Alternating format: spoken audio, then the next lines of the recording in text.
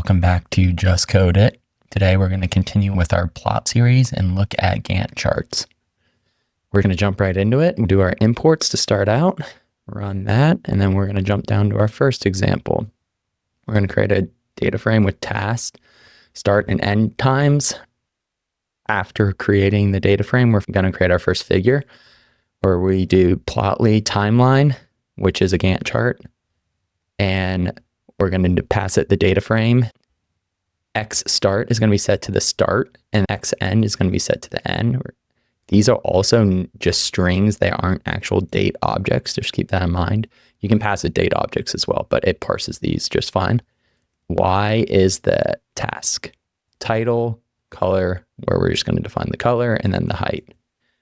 And as you can see, we have our first Gantt chart. Moving down to a bit more of an adding a bit more to this, we're going to create another data frame. Here we're going to do tasks, add some code. So here we're going to create another data frame with task, start, finish, and then resource.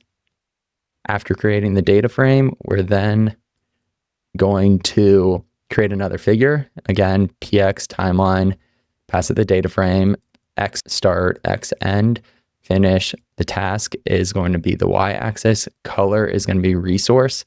So it's going to color by resource, and then the title. Down here, we're going to update the layout. This is where we're just going to define the X title, Y title, and then the height. Finally showing the plot. Finally, we're going to add a bit of interactivity to the Plotly timeline plot, Gantt chart or project management chart, whatever you want to call it. Again, we're going to make the data frame. It's the exact same data frame. I just changed the dates a little bit on them. And then we're going to move down to creating that Gantt chart, pass the data frame. This should be familiar now. This is where we were changing a few things though, is in the update layout.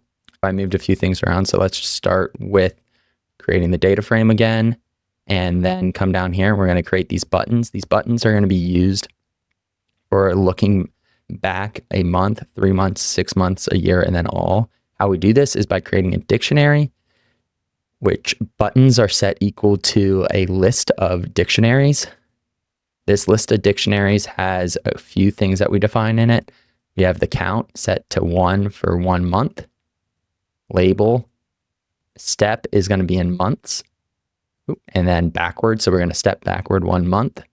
Again, for 3 months, we're going to do the same thing, just define count as 3, and then 6 is going to be 6 months, then 1 year, which we just change the step size to year, and then backwards again, and then all. Let's take a look at what these buttons look like. This is the object we create when defining that. After creating the buttons object, we're then going to pass it into the layout. So we create that figure again, exact same as before.